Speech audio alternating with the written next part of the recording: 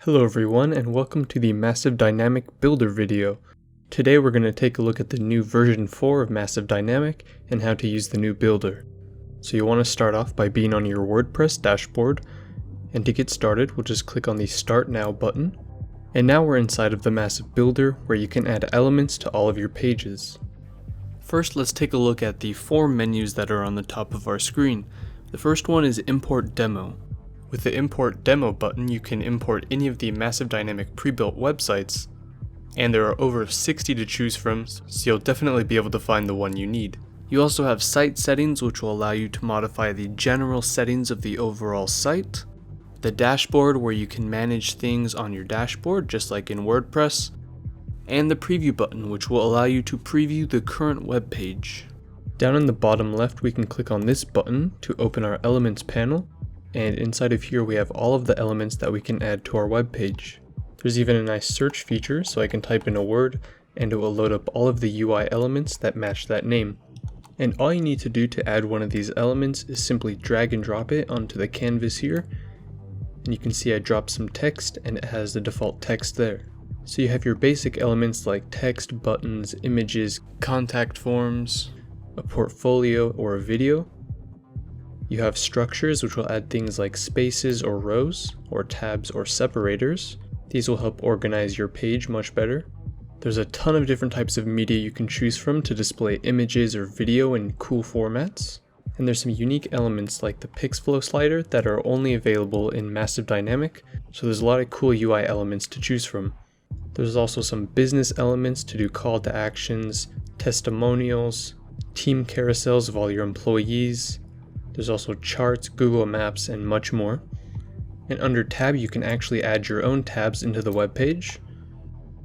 And inside of here, we can add even more elements. So I can drop in some text. And that looks pretty good.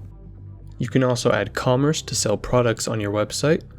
Do note that for some of the commerce elements, you'll need to have a plugin such as WooCommerce or something like that to use some of these. And there's also more at the bottom, including a list, some icon boxes, and skills. And again, to add any of these, you just simply need to drag them into the UI, and they're then going to appear where you can edit them to your leisure. If you want to change your website settings, all we need to do is go to the top and click on Site Setting, and you can update it or just leave it if you want. Do note that if you click on Just Leave, your latest modifications which you didn't publish will be lost. You can also click on the Settings and Layout button in the dashboard to get to this same page. But inside of here we have all of our different site options. So you can go in and edit your profile, click on the General tab to adjust the site layout, the front page, the background, your portfolio details, or add some custom CSS or JavaScript.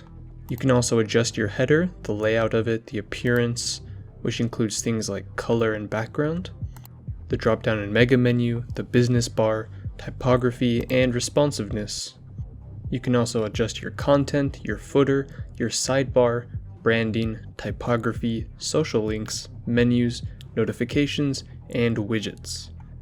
But the way these work is that these are basically types of content for any given web page. So you might have social media links on each of your web pages, so if you adjust your social links here, any web page you have social links attached to, it will display all of the information we put inside of these website settings. So say for example if we go to Content and Main Layout, we can adjust the overall content container width, padding, and main width. We can also adjust the background of all of our content, and we can add a gradient or a solid. And this will change the background for all of our content on all of our Massive Dynamic pages. And that's it for this video. I hope you guys enjoyed. That's how to use the Massive Dynamic Builder in the new version 4.